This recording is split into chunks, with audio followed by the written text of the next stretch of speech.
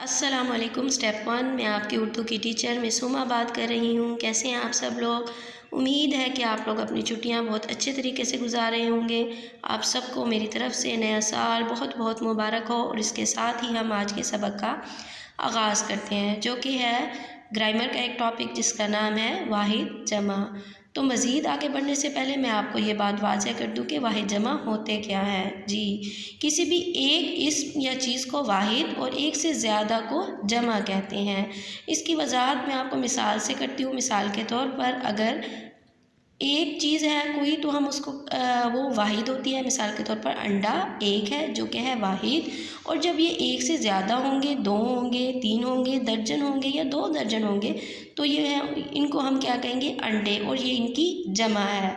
इसकी मिसालें नीचे दी गई हैं, जो कि एक तरफ एक कॉलम बना हुआ है जिसकी एक तरफ वाहिद लिखे गए हैं और आगे जमा की जगह छोड़ दी गई है। जी, अंडा की जमा क्या होगा? अंडे। कमरा की जमा कमरे। चूज़ा की जमा चूज़े। बकरा की जमा बकरे।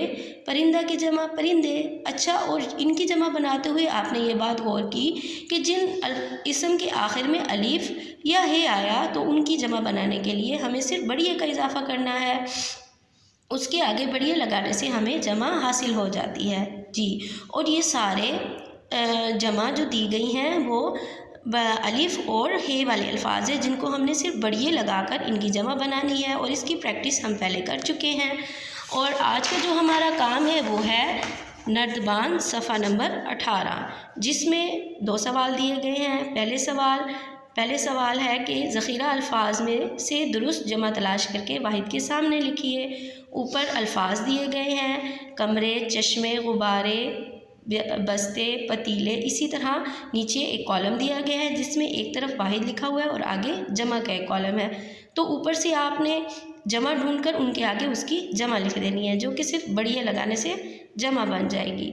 ये आपने काम खुद कर लेना है। और उसके अलावा नीचे कुछ मज़ीद और मिसालें दी गई हैं वाहिद जमा की। इसमें बढ़िया के अलावा ये नून गुन्ना और वाव नून गुन्ना की मदद से भी वाहिद अल्फाज की जमा बनाई जा सकती है।